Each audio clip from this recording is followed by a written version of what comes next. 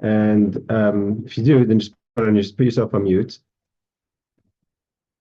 Okay, so this is a piece of Or HaChaim HaKadosh, Rabbi Chaim ben Ater, as I'm sure the Rosh Yeshiva maybe has been there, I'm sure, many times, is buried literally across the street, right across in Har Zaysim. His yahrzeit was the 16th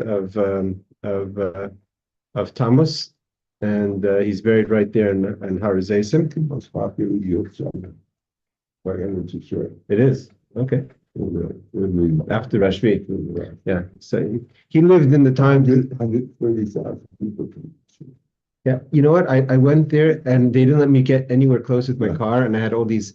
We have what is it called? A Tav Nechel, you know, what is it called? A stability car. So that didn't help. So I parked all the way by Har Zion, and then they walked in. There wasn't a lot of people, but it wasn't so crowded. I think they made a bigger deal. They scared people off with all those restrictions. But he was very, very, very holy tzaddik. I mean, the idea is that it's brought down many svarim that he had a spiritual relationship. I say spiritual because those days a spiritual relationship with the Baal Shem Tov, and the Baal Shem Tov's brother-in-law, Rabbi Gershon Kitov, who's also buried here in Eretz Yisrael. Oh, someone's coming in. Hold on a second. Okay,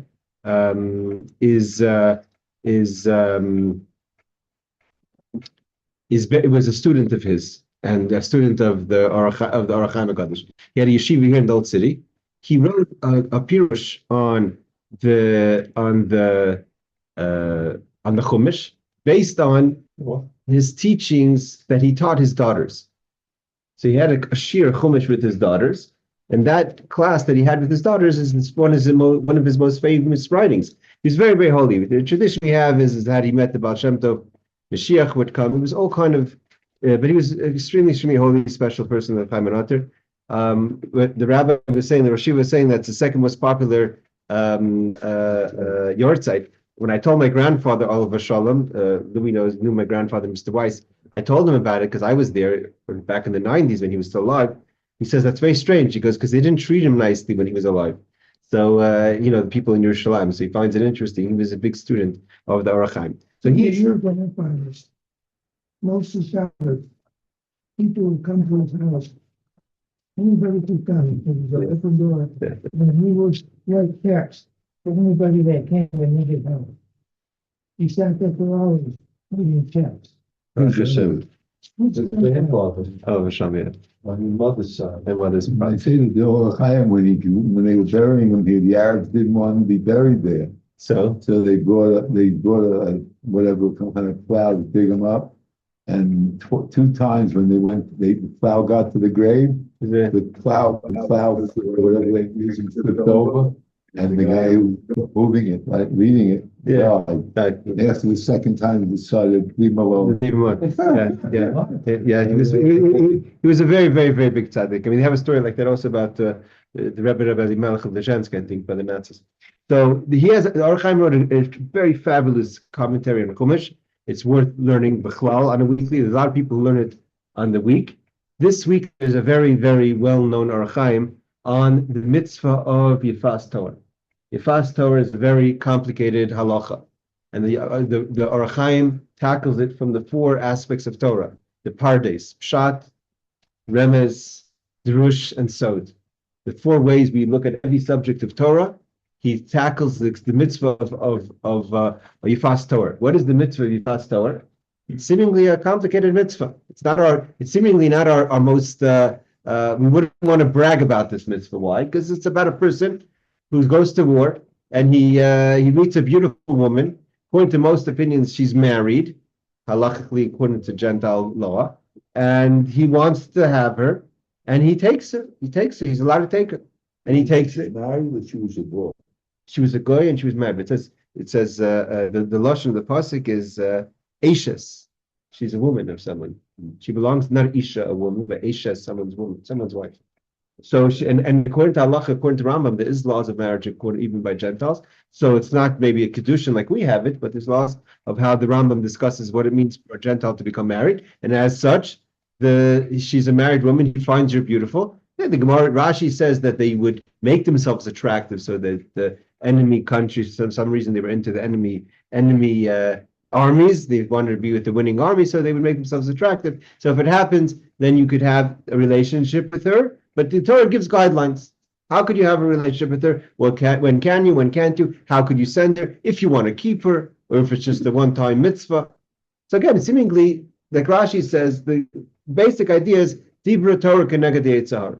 The Torah is being practical, which we don't really find always the Torah takes that approach to a subject. The Torah is saying that if you're out there in the war and things are going on, and therefore Torah is going to have to accept that Dibra Torah keneged Yetzer Hara. Torah is going to have to deal with the Yetzer Hara. A person finds a beautiful woman, what are you going to do? So the Torah has to compromise seemingly for this situation. That's super. Look at superficial in it. Oh, so exactly. So the Or HaChaim is going to tackle this question. How could the Torah be talking being so weak and under such a situation? And we know till today we suffer from accusation, right? Don't they start saying the Israeli soldiers in Gaza are doing this and they're saying ridiculous things? Because why not? Because if the Hamas do it, maybe the Jews do it. So they're saying all kind of crazy stuff. And so that's the mitzvah of Yefat To'ar. We have actually famous stories of Yefat To'ar. Who did the mitzvah Yefat To'ar? That's a famous person. King David. King David has a rebellious son. We all know about his son Absalom. Absalom rebelled against his father and almost won. David was probably his most crucial challenge in his whole life, including Saul and everything, was his own son. Because he got the Jewish people on his side. David had to run away from Jerusalem. It was not a good situation. Miracles and miracles he was able to, as many prayers he had, as many tehillim he had, that he fought to win the battle against his own son. Who is his son? This son was the child of the Yefat To'ar, of this beautiful woman that David took captive and married her. David kept her. He had an older sister from the first relationship. That first relationship, she was not Jewish yet. So she's not really David's daughter 100%. Therefore, the whole story of this girl, what was her name again? That she had with Ammon, with David's other son. He tried to molest her. I forget her name. So she was his older sister. So that she was part of that relationship. So and the Gemara tells us that David was challenged about that. They said, "What are you doing? Why would you have taken such a woman? Look what it caused." So he says to this person in the Gemara in Sanhedrin, he says it's a mitzvah. He goes, yeah, but look at the text. The text says that after the law of Yefat To'ar, the Gemara, the Torah talks about another subject. What's the subject? Ben Sorer or Morer, a rebellious son. Well, how do you have a rebellious son? Because if you're going to go and you're going to have a Yefat To'ar, you're going to have a rebellious son. It's not going to work out. The Torah tells you it's not going to work out. Why didn't you look at the whole subject? But what is this mitzvah? I don't know how far we're going to get because it's a very long Or HaChaim. Or HaChaim is going to again tackle it from the old levels, but there's the one deep part of it is the idea that he goes into, a very fascinating idea. I don't even know if there's others who discuss it on such level, which is the idea of what's behind conversion. Why do converts convert? Where does that come from? We have the famous chidah that says Gershon is Gar, that a convert who converts, meaning to say that there's something in a convert that's always been there, and the person, when the person chooses Yiddishkeit, you're revealing what you always were. That's why it says, doesn't say Goyshin is Gar, a Gentile that converts. It says a convert that converts. What do you mean a convert that converts? When he converts, she converts. He's a convert. Until then, they're a goy or goya. So why do we say Gershon is Gar? Because they always had the spark. But how do you make that switch? What happens if she doesn't? What happens if she never converts? Like, where's that? Like, is it 100% that every convert's going to convert? We have many converts that it's a whole journey and it's a decision for a long time in life. I don't think we can say it. That is it possible that every convert converts? Is that how you ask it? Yeah, but we say no. We don't say every convert converts. A convert that converts. A convert that converts. So the question is, if every person who converts was always had a spark, does that mean that it's a sure thing that this person's going to convert? Is it 100%? The Or HaChaim throws light onto the subject, and he describes that this is really the subject of the Yefat To'ar. It's not a sure thing. Yefat To'ar is the subject where that question comes into hand. Would it be a convert who does not convert? Yeah. Meaning to say, it's possible you have it's not a feeling. It could be the Gentile is a host to a godly soul, Right. and instead of this godly soul taking over the host will spit out the godly soul. Wow. So That's the question. that's a real thing? That's the Yefat To'ar. I mean, does and he mentions no, because no. Spit out means it will lose that godly spark and therefore stay a Gentile. It means it will lose the spark that's inside of it. I read this for He uses the word yaki is to spit out. Oh, really? Yeah. Okay, let's see it inside. Those who want to follow, it's both in English and Hebrew. He says, so we're not going to get there right away. One has to know, understand really. What's this whole story of going out to battle against your enemy, and then you're going to see a beautiful woman? The Torah doesn't have to give us the whole background of the story. That you go out to battle, and you're going out to battle, and then you see a beautiful woman. It should start right away when you see a beautiful woman who's captive. Obviously, she's captive because you captured her. Another question he asks. Once we already mentioned that you've gone out to battle. Why does the Torah have to say you're going to battle against your enemy? Who else are you going to battle against? Your friends? Obviously, you're going to battle against. Obviously, you're going to battle against your enemy. God forbid. Maybe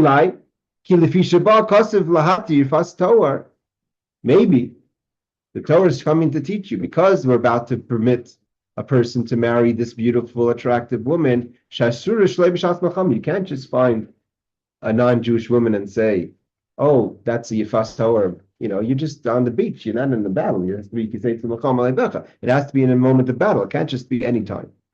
So it says, like it's known that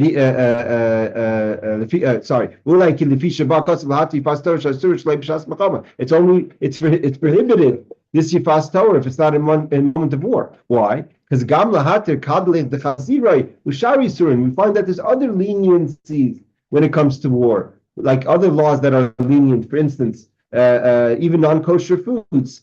While you're in battle, right? You're in battle. You can't sit there and say, imagine you're in battle and you start, what's the hechsher? You have to eat. That's the Torah understands that things are exactly so much so that even the hides of pigs could be permitted in certain extreme situations of battle. So maybe this is under that kind of thing, even though there's a difference between needing to eat and needing to have a beautiful woman. You can't exactly compare it 100%, but maybe it's in that category. So Chasha Kasev Shvitzias Yisrael Mechama Ragleim La Ra Yarutsu Kedei Shehanu Midvar Yisr. So the point is that a person may look for situations to compromise. Like, I want with a non-Jewish woman. Let's go fight someone. So it's not so you can't just let it. The Zebah Kasev V'Hisnevar Mekisei Tziti Machama. It has to be for proper reasons, meaning you're going to fight the enemies of God. That's not just, you're not going to find a non-Jewish woman and we're going to go start a battle. What about what we've heard over the years? I guess it was from the Rabbi, this battle of going out against your own Yetzirah, like that's the battle. That's the muscle. So he's going to go, and that's one of his examples. He's taking it stage by stage. But I don't know if we can get that far. That's the Alter Rebbe's, which I'll be learning this week with Rabbi Avidan. So he says, what's the real enemy? The enemy is the enemy of God. It's not.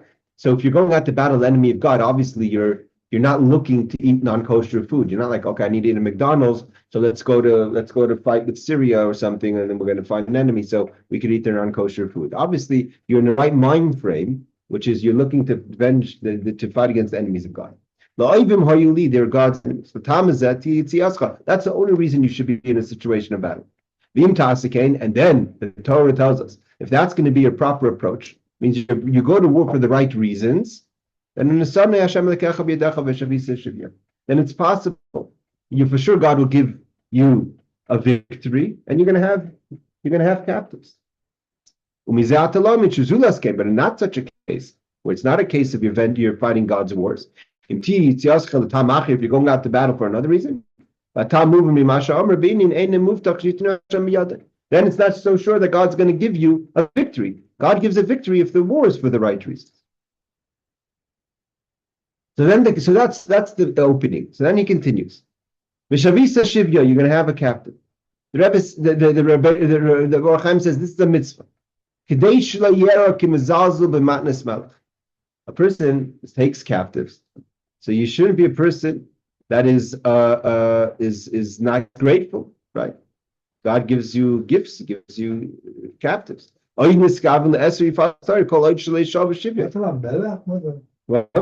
What's Melech? Matnas Melech, the king, the gift of the king, Hashem. God give you a victory. Also, you can't just take a woman during the act of fighting. You have to wait until you take her captive. That,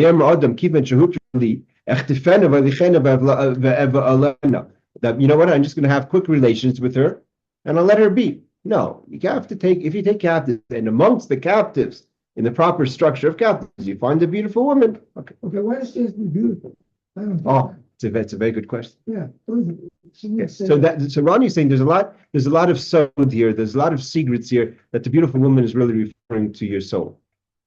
But in the Peshat, you're right. There's a lot. The Or HaChaim tackles that issue as we get deeper into it. Why is she beautiful, and the idea is that what he's going to really get at in his main explanation is the fact that you find her beautiful, according to the Or HaChaim HaKadosh, that it's not the real beauty that what we would describe as finding woman beautiful, that's a forbidden woman beautiful to you.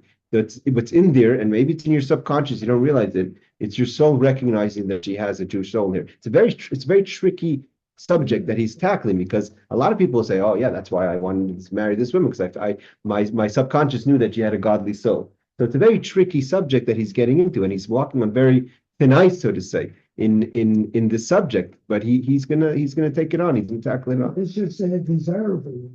Can cover many aspects. Beautiful, superficial. I hear you saying. He says, when you have a captive, when you see amongst your captives, why does it say you're captive and not him or her? That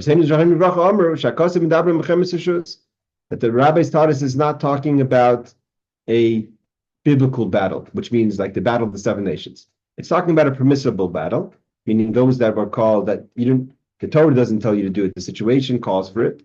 And therefore it adds to say that if it happens to be someone from the 7 nations, Rashi mentions this also, someone from the 7 nations that usually you would have to kill, but now they've assimilated into another peoples. So even though their origins are from the 7 nations, you don't have to kill them. You could even take her. If she's basically a Canaanite woman who lives amongst this other, let's say the Syrians. Also, he says,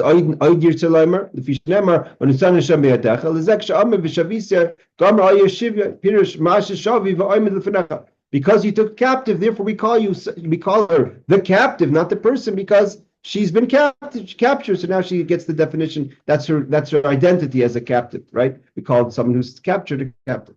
Now the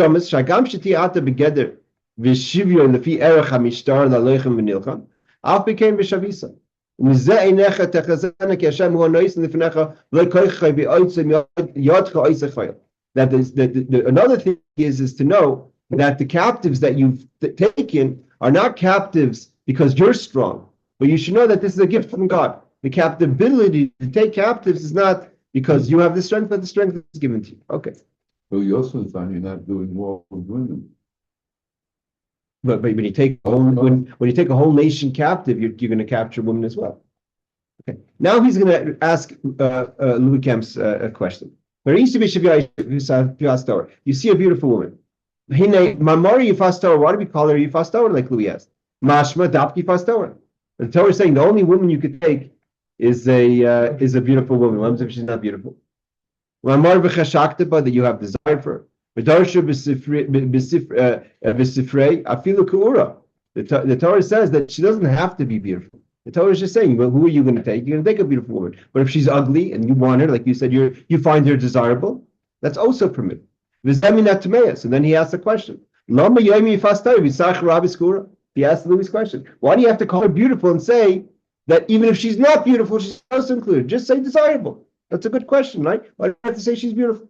You saw a woman. Why do you have to give her a description? Why do you have to describe how she looks?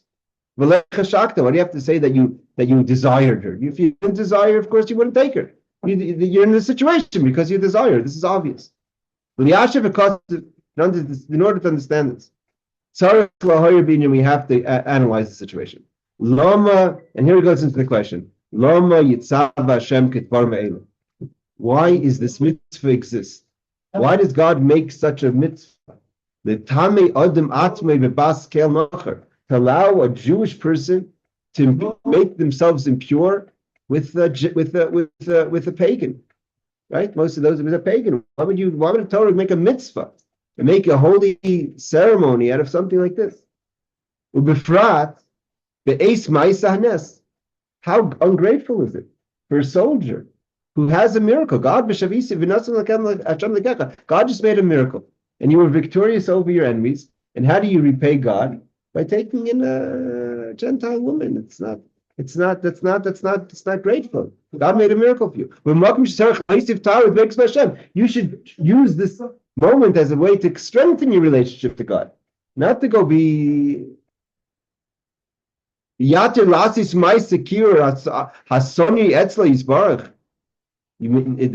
going to permit something that's despicable. I want to say something. We had a situation similar to this, and God wasn't happy. What was the story? The daughters of Midian. Daughters of Midian, whatever, it wasn't in the moment of battle, it wasn't exactly under the conditions. But we see clearly that God was really unhappy. So why would God himself make a mitzvah in such a situation? And by allowing a person to indulge like this, it's only making him more distant from Hashem. How could that be a good springboard to a relationship with God by permitting this situation? If you want to talk about forbidden food, like I said, that's a must. The person has to eat. You can't tell the soldiers that when you go out to battle and you're going to be away from your local Sam's Bagels, that you have to starve until you get back. It's obvious that if you're out there in the war, you eat what's available. But relationships is not under the same category as food. If a person's hungry, then he gives it that makes sense. That's that we're going to make an abomination like this a permissible mitzvah. So what did the rabbis answer? And Rashi quotes this, the Gemara in Kedushin. The Gemara's answer is not that much better. It doesn't get us any better. What does it say? The Torah is being practical. The Torah says, I hear what you're saying. It would be very nice if the boys were able to control themselves, but let's just be practical. And if we're practical, we have to adjust. That's very un-Torah-like. We don't find the Torah has this kind of, I was by Remez Shiva this week, and a gentleman came in. They said a story that seems to be, everyone knew the story. I'd never heard it before, about a couple that they called the Chevra Kedisha. The husband passed away. And when the Chevra Kedisha came to the place, they see that the only one sitting there with the husband is the wife. So they asked the wife, where's the rest of the family? Like, where are the kids? There must be kids. You guys are an old couple. Where's all the kids? So she said, I'll tell you. He said, we lived in Russia under the communists. When we were in Russia, there was it wasn't permissible in their area, although they had some underground that maybe they didn't know about it or they weren't in that area. There was no mikvah. We never had relationships until we came to Eretz Yisrael. By the time we came to Eretz Yisrael, they were already an older couple. But imagine being married so many years together, the self-control of the husband and wife, not to have relations because she couldn't go to the mikvah. So here, there's that's an amazing story. And that's not everyone. Okay, we get that. That's not everyone. But the Torah should say, Dibur Torah connected the Yitzhara. No Dibur Torah connected the Yitzhara. Am Kodesh. And the Or HaChaim says the truth is the person should be strong. The soldier shouldn't be like that. When God is in front of you and He's fighting for you, this is not the time to be looking at those kind of things. But the Torah is being practical. So here the Or HaChaim starts to get into the depth of the story. He says, Ochein Yisoid Hadavar V'Soidayu. What is the foundation? What is the yisod of this mitzvah? Al pi divrei Zechron Livrach, based on the Zohar Kadosh. Sha'amru shbechet Adam Arishon. That when Adam, first man, and Eve, of course, Nishbu, they did the sin of the tree of knowledge. Nishbu kamen nishamis yikares b'yad sitra achra. Many special souls were taken captive by Satan, by the Satan, by the other side, as a reward for Adam's corruption. V'heim nishamis hagerim. These are the souls of the converts. Say Lamad, Or HaChaim says, go look. How many great of our people came from the nations? Ruth, Ruth, of course, everyone knows the famous convert Ruth, and she is, of course, the grandmother of David, and with that, of course, comes the grandmother of Mashiach. That's proof. Later, not just in the Chumash, Shmaya, Avtalya, the teachers of Hillel and Shammai, they were the Nisim, they're converts. Unkelus Hager, Unkelus, of course, the great Roman minister's son, or the emperor's son or nephew, that is, became Unkelus, the famous convert who translated the Chumash. Uke'ela Rabbis, there's many, many holy souls. And these souls got trapped at the moment of the eating from the tree of knowledge. Now I'll tell you another secret that you have to understand, and this is a description of really the life and the struggle of the ger, because to find your way back to where you come from, it's a journey that started on pretty much day one, right? Because you've been trapped for many years, up and from when Adam ate from the tree of knowledge until the moment of conversion. So now he says something else, and this is where the secret comes out, where it gets a little more complicated. It's not as if you have just a godly soul trapped that's living in the life of a Gentile, and then you change. There's almost a body host that hosts two souls clean together, a holy soul and an impure soul. And he's going to show soon a story in the Chumash that we all know of such a story, that there's a Shama Tehira, Devuka, cleaving to the Shama Tameh, the non-pure soul. And the holy soul is not strong enough to change over the impure soul and to turn it over. And that cleaving of the two souls could be for a very long time. And now he gives us a story.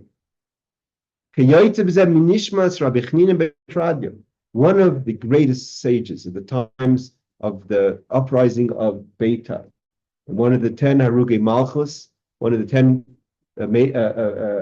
rabbis that were killed by the Romans, is Rabbi ben Tradian, who taught Torah in public, who was wrapped in a Sefer Torah and burned to death. He's the father-in-law of Rabbi Meir, his daughters and his wife. I mean, he did not live an easy life. Rabbi ben Tradian, and Rabbi ben Tradian, the Gemara in Avodah Zarah says that when Hashem is going to take revenge, there's many things. If you have to list what's going to bother God on the day of judgment, the nations did to the Jews, the list is not small. There's many things that God can look at. But when the Gemara quotes, I think it's either the Gemara or the Tosfos in the Gemara, and Avodah Zarah says he's going to remember what they did to Rabbi Chanin ben Tradian, but he's singly mentioned. The rest are only mentioned and his colleagues, including that is Rabbi Akivah.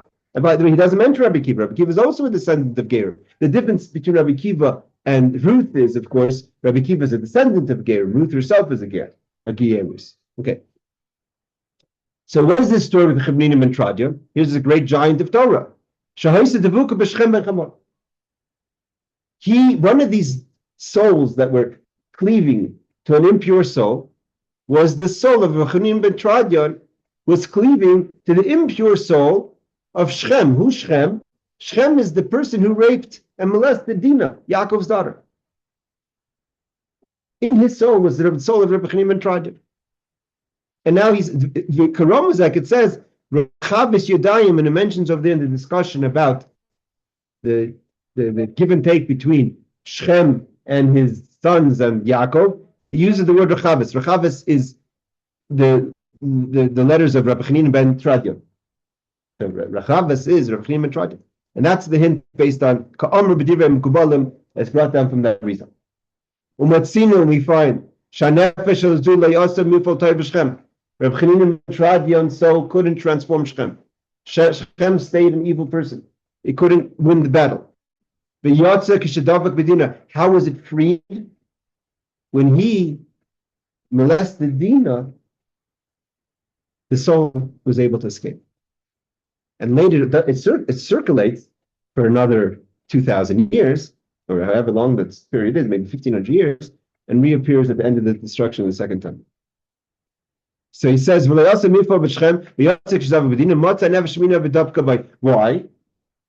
This is a crazy concept. It's a very scary concept. How did it get out at that moment? Why would it get out at that moment? Because Dinah was pure. And when he molested her, he jumped into Dinah's and got out that way. Which goes to tell you, like, it's very, I mean, I don't want to start getting about October 7th and other things, but it just gives you a crazy idea of things. That he took that moment, an opportunity to escape Shechem and to get freed. When he has relations with Dinah, it escapes. He found a holy soul and got cleaved to that soul and got out. Kamra, like it says, and he hints to that. He doesn't know what he's saying. But he says, when he talks to Yaakov and says, I want to marry Dinah, that his soul was yearning for Dinah. He didn't know what he was talking about. He meant the soul that's inside of him. The soul of Rabbi ben Tradion wanted to get out, and the only way to get out is through Dinah. And he says, take this rule. It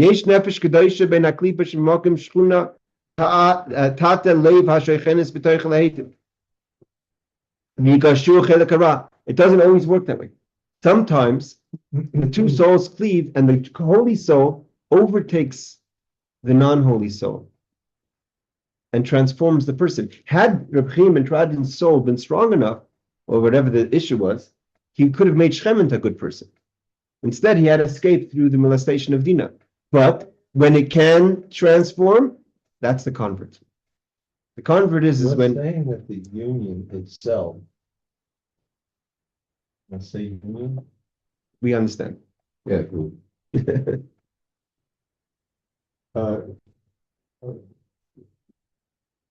That he became, but he became what? He became exotic after that move? No, on the contrary. It escaped him. He became worse off because he at least at some point he had something good in him. That good in him left. Oh, okay. Understand? It sounded as if. No. It escaped. In that moment, it escaped from him to Dinah. And that's how it got it. Holy soul. The holy soul, the soul of Rabbi ben Tradion, right? Yeah. The soul of Rabbi ben Tradion. No, Shechem stayed. He had attached to him a soul of Rabbi ben Tradion. He in a good case scenario, in one body. In one body together. In a good case scenario, Rabbi ben Tradion's soul would transform Shechem and make him a positive person. That would be the convert. That would be. But instead, he left him behind and left. And what the Or HaChaim HaKadosh is going to tell us now, that's the story of the Yefat To'ar. That's why these soldiers are finding these women attractive, because that's why they call them beautiful women, because it's the soul that's inside of them. And how do you know if the soul transformed the woman or the soul escaped from the woman? Is if you want to marry her after 30 days. It's an idea here. So it says, sometimes it could transform the person and kicks out the bad part of the person, and then the holy soul becomes the primary soul and takes over the body and now becomes the person, and therefore you could have very bad people even that could become good people and become converts. Even we've had stories. I mean, we don't know for sure, but there are even Roman emperors that who was it that we're not sure that maybe ran away and converted? Nero, I think he said. There's certainly. I don't mean like that. I know that it's Plato, and who's the other guy? Plato. No, Plato. There's a Greek. Yeah, no. So yeah, I say Nero, I think was Rome. No, One of the original they taught it was also they pretty sure we knew it was a convert. One of them that secretly the tunnel or something. No, that's Antoninus. Huh. That's with Rabbi. Oh. Could be also. Some people say he converts. Aristotle. Oh, they say Aristotle. Aristotle. What you just put up. Genius. He's a scholar. And he says, who are these people when the holy soul pushes out the negative soul and takes over?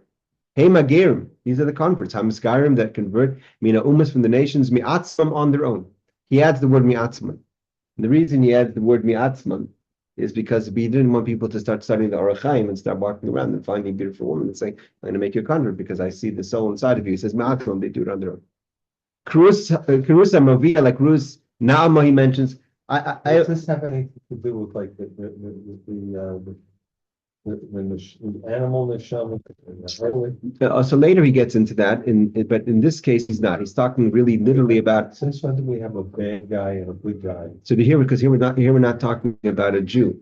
We're talking about a person like Shem who that in this non-Jewish body is what do you want to call it, a double two souls that can't cleave together. And the primary soul is the non-Jewish soul, like in Shem. Cleave to it is the Jewish soul, which is Reb Chanina ben Tradion. In a good case scenario, Reb Chanina ben Tradion pushes away the bad soul and takes over, and therefore then pushes the person to the process of conversion, he or she, and then that becomes the dominant soul within the host of the body. But if not, either you struggle for a long time, and that person could have tendencies. You have people that have tendencies to Yiddishkeit. They have like certain, but they can't go all the way, right? They can't go all the way because they can't win that battle, if it's a battle even. Or sometimes there's ways for, like we said, like in this case of Dinah, where the Jewish soul escapes and then leaves the person without any option of becoming Jewish.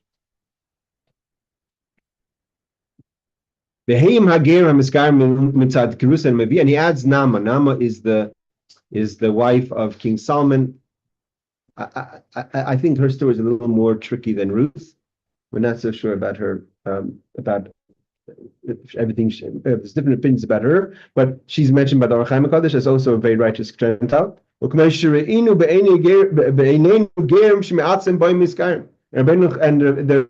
Or HaChaim says, we've seen this many times. We see many times that means even amongst them, which is interesting because it's not really something that we've read about. Or HaChaim didn't live in Christian countries. Right? Or HaChaim lived either in Egypt, and he came up there to Israel. He was from Achenu B'nei Sfardim. So even in his times, amongst the Sephardi communities, there were converts. Although I think there was less conversion in the Muslim communities than there is in the Christian communities. What years are we talking about? Just curious. That he's talking? Or HaChaim. 15 something. Okay. Or 16. I think he was born like in the late 1500s and died in the early 1600s. Yeah. He was only 49 years old. Before Ed Sullivan and the Beatles. Yeah. He says, so now he says like this. I've said many times, when a person does a mitzvah or via a mitzvah, a mitzvah has the power when a person is possessed with a kind of an unholy energy, not just talking about a convert, but even a mitzvah is a good way to push it out. Incidentally, there's a letter that I have from a beautiful set of letters from the Baal Shem Tov, a lot of fascinating letters. One of the letters, he writes a letter to one of his great colleagues, students, the Toldos. Toldos Yaakov Yosef was one of the first and the greatest students of the Baal Shem Tov. Evidently, he battled with certain things. And one of the things it seems like he battled with was maybe depression. and or maybe just not always in the highest of spirits. So Hashem to love simcha, right? So he writes him a letter, 5 things to do in certain situations, and he says one of the things you should do when you're feeling marash chayra, do a mitzvah. What's the mission? You're feeling dark, do a mitzvah. Why? Because like the Or HaChaim says, when you do a mitzvah, the power of the mitzvah helps you push out bad energies. Just get active. Just do something. Like it says, Yismach Yisrael ba'osav. Because Yisrael, the Jewish person, finds simcha ba'osav when you're doing. Don't sit there and think about things. Get active. Call up someone. Reach out to someone. Help someone. I don't know. Teach someone. There's so many things you could do, but just be active. Put on tefillin. Something you could do that you could tackle a mitzvah, and that's going to be push out that bad energy. If you do a mitzvah, you're not going to know bad. Especially, he says, if you're not just doing a mitzvah, but you're in a mission of a mitzvah, which is like the soldier. The soldier's doing a mitzvah, he's out in battle. That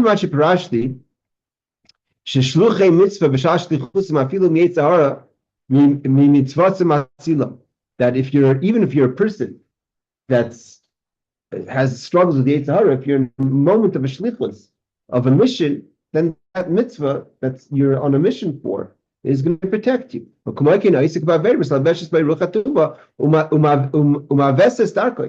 the contrary is that if you're in a bad spot, and some people fall victim to this all the time. When you're feeling down, what do some people do? They double down. They do another avera. They find if I'm feeling low, I'm going to get lower. And what does that do? That cements the bad energy inside of you, as opposed to doing a mitzvah that's going to push out the bad energy. And again, this after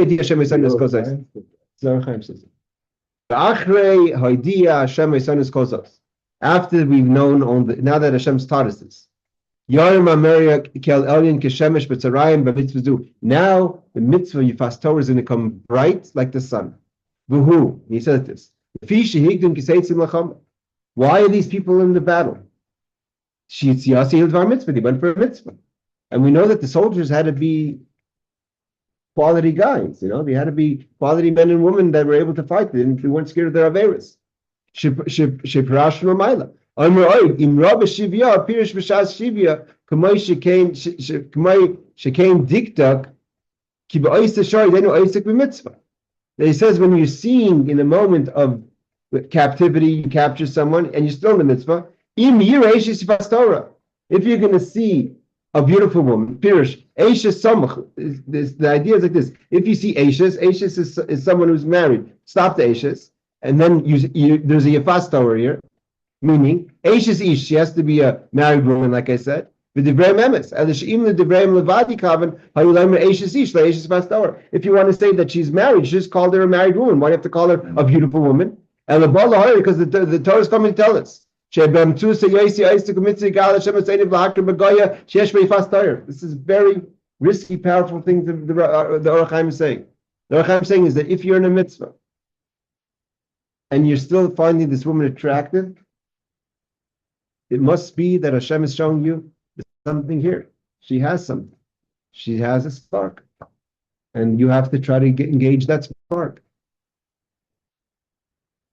Ronnie, you look confused. You can see in this Gentile woman, she has Yefat To'ar. She has something beautiful inside of her. What is the beauty? Not the physical beauty. Until this moment, until now, this angle was never presented. I mean, not to me anyway. It was always a weakness, a dark mitzvah. Off.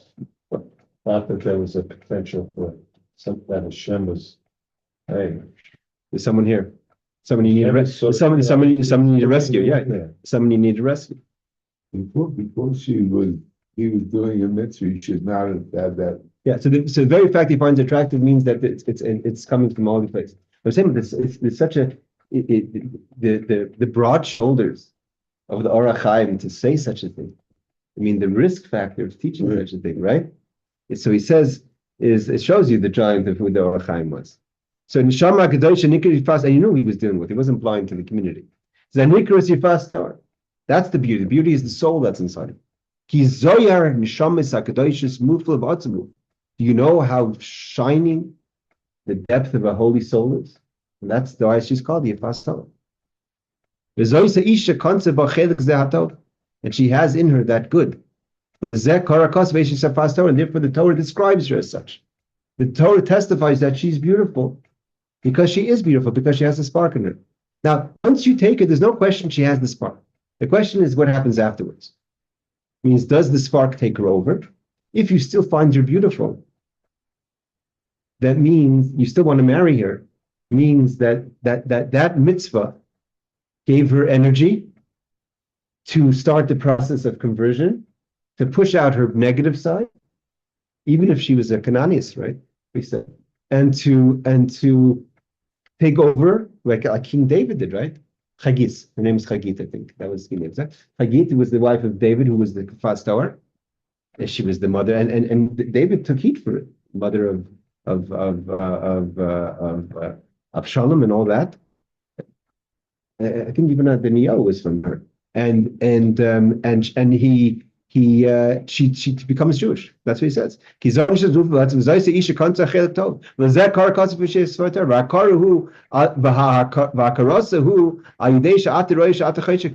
what's the tell? The hakor means, what's the tell? If that's what's going on, if you want her. Because in your middle of doing a mitzvah, why would you think about such things? Middle of doing a mitzvah as in you're in the war, you're doing a mitzvah for Hashem. You're fighting the enemies of God. He's saying that because you're at war, if it wasn't that she had this quality, you wouldn't stop the war. You wouldn't pay attention to it. You wouldn't have noticed it. Oh God. Yeah. This should show you that what really that's behind this desire is her Jewish soul. Now he says like this. And therefore the Torah says you find her ba, not the Hebrew word for her is in English. Within her, ba is within her, not her, because it's not her herself, it's what's within her, which is the godly soul. You don't want the woman herself. What's inside of her, she Yefat To'ar, which is her godly soul. Which is like it. So his soul finds her attraction. Now, Shem was the opposite, because Shem took advantage of Dinah. She was out and doing her thing in the market, and he kidnapped her and molested her. Rabbi Mendy took advantage of that situation, and that was his moment to get out. It means Rabbi Mendy's soul was somewhat trapped in a Goyish line from the times of Adam HaRishon, and then was only able to get out after whatever how many years that is, 2,000 years, to get out in that relationship, and then later come into the body of Rabbi Mendy and later in the future. And by the way, the Mefarshim say that because of that, Rabbi Chanina ben Tradion suffered. A lot of what he suffered was because of how he escaped. His daughter was punished when he was burnt in Rome by the Romans. He was burnt by the Romans. It wasn't just that; it was the time of Beitar. His daughter was sent to live amongst the prostitutes of Israel. He didn't just, his wife, I think, was killed. I mean, his family was torn apart. One of his daughters was Reb Meir's wife, Ruya, and she pushed Reb Meir to rescue her sister. But her sister, meaning Reb Chanina Tradion's daughter, was sent to prostitutes. Why was she sent to prostitutes? It's brought down because kind of fixing what happened when it was Shem and Dinah. That wasn't a good situation, and he had to rectify that, and he was somewhat responsible for that. And because he escaped in such a kind of way, he paid for it with his own daughters being like, it's your word? No, it's brought down in the Mefarshim about the story. It's like tit for tat. The book of judgment is frozen in time, so it's not like God sees it all. Everything is in one picture, in one presence. So it's not exactly so Hasidic idea, but that's what it says. I mean, but there are things like that, where there are things that have to be worked out. What? Rectify it. So he says, so he says, even like this. And therefore, she doesn't have to be physically beautiful, even if she's an ugly woman. She's permitted, because it's not about her physical beauty, it's about what's inside of her. It's not what he's looking at her body. The golem is her physical outlook. The Or HaChaim says a Jewish person wouldn't be after going after non-Jewish women in such a situation. That wouldn't trigger. It's not her physical beauty. What? Terrible. Because we want to say beautiful, because the beautiful is not talking about her, it's talking about her soul. Terrible. No, because they want to tell you that their soul is beautiful. What's the problem? The problem is most people think of beauty as physical. I understand most people, but we're talking about some big people here. No, it's a good thing. So he continues. Why don't you want to tackle this? No, I do want to tackle. I'm just saying I hear what he's asking. It's a good question. But the answer is that Rabbi Louis is trying to say that if you say desirable, then you kind of get out of the uncomfortable kind of betraying it as out of physical beauty, right? But by saying desirable, you can say that I desire her soul.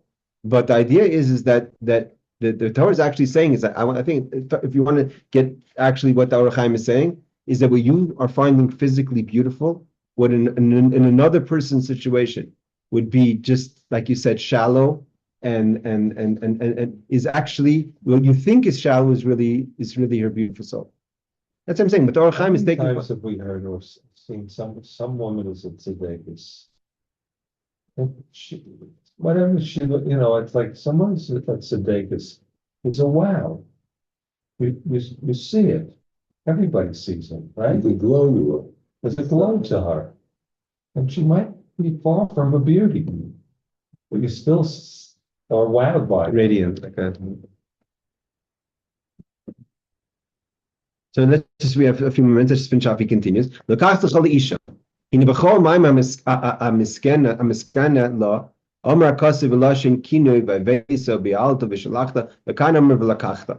So it's not talk. It seems like it's taking it, not her. So Veshina Kasiv lahar ircha to show you. Again, he says that what you're taking is not her physical body, but what's inside of her soul. And now, because like the story of Chaim and Tradion, she goes through a 30-day trial period. Now here, what the Or HaChaim says is an amazing thing. That protection that we've been talking about until now, that the soldier has of the mitzvah, that there's no way, if he was in a mitzvah, fighting the war of God, he would be looking at such things, and he would be concentrating on such things, and therefore we have to say that it's his soul attracted to her soul. That's at the moment of war. But if she's continuing to sit in his house looking beautiful, then the Or HaChaim says he no longer has that protection, and maybe he's going to want to marry her for her physical beauty. Therefore, she has to make herself ugly. She grows her hair, she grows her nails, she cries. So that to see if he stays attracted to her soul, or that was not something that he could maintain. We used to like girls with long hair and long hair. My mother loved that shoe. So he says, so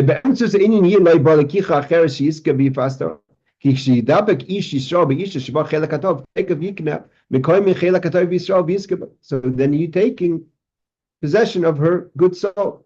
Like Dinah took possession of Reb Chanina Mitradian's soul and freed it.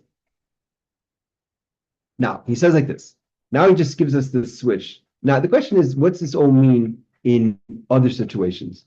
And I don't have the shoulders even close to the shoulders. All meaning what?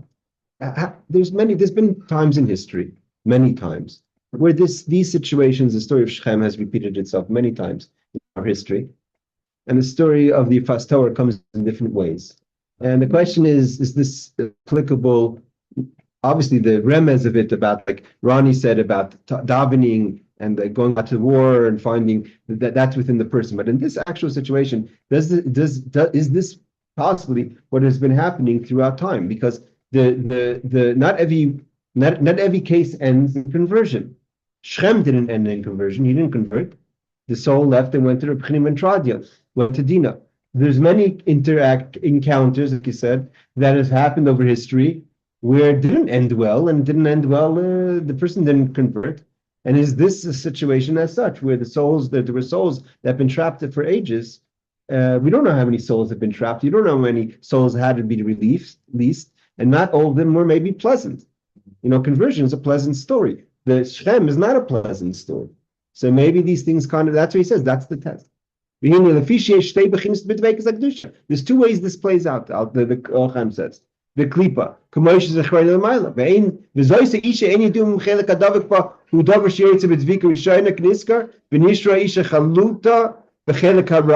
so we don't know. The law of Yefat To'ar was like this. First, he has relations with her. Then he brings her home. He waits 30 days. She has to sit there, groan her ear, her nails, cry, all that. And then, if he still wants to marry her, he keeps her. If he doesn't want to marry, he has to let her go. He can't enslave her. She's not a servant. She's free to go. But according to what you're saying, it's very hard to have a relationship with those. He didn't be able to, like Louis said, it's not a beautiful woman you're talking about. That's why he had to have her. If she was not looking, he says, why does he have a relation? If he sees that she has a Jewish soul, why is he has this craving desire to have her right away before? Because we see from the story of Shem and Dinah that the only real way for there to be a proper connection of the souls is through intimacy. And that's why we don't know if that one act released the soul or triggered a transformation of the person. And that's what we have to wait 30 days. That's just a huge wow. It is a big wow. It's a huge wow. I mean, again, I never heard that before. Not that it's not popular. No, I think. What is it about intimacy? What is it about that connection that is, so, what's great and powerful about it, but all of a sudden it is releasing a captive, and it's just from a one-shot deal. That's what he says. We don't know, and the only way to know is to make her physically unattractive, because he no longer has the protection of the war. We have to end now. Let's say it outside. Make her physically unattractive. Make her cry. And if you still want to be with her, means that the soul took over. If not, then it was that one time it released the soul, and she's now actually worse off than she was because she doesn't have a Jewish soul in there. But the soul's now separated because the souls shouldn't be together. That's not a good thing. Souls have to be separate. The souls are that holy soul has left her, and you have to let her go back to where she came from to do what she likes. Just want to finish up. We should finish up on Kedusha. I mean, it's all Kedusha, so Torah, but and the more, like Ronnie says, the idea of the Yefat To'ar also talks about the soul going at the battle and davening and the captivity of the soul that has to release itself. But the Or HaChaim is one of the sources that the Alter Rebbe quotes that says that she cries 30 days is a hint to the 30 days of El. But the 30 days of El is a time for us to do tshuva, time of crying. That's when the soul is crying. For 30 days for us to get ready for Rosh Hashanah. That the Parshas comes now. And right, everyone. That's pretty cool. Yasher Koach. Yasher Koach to you. You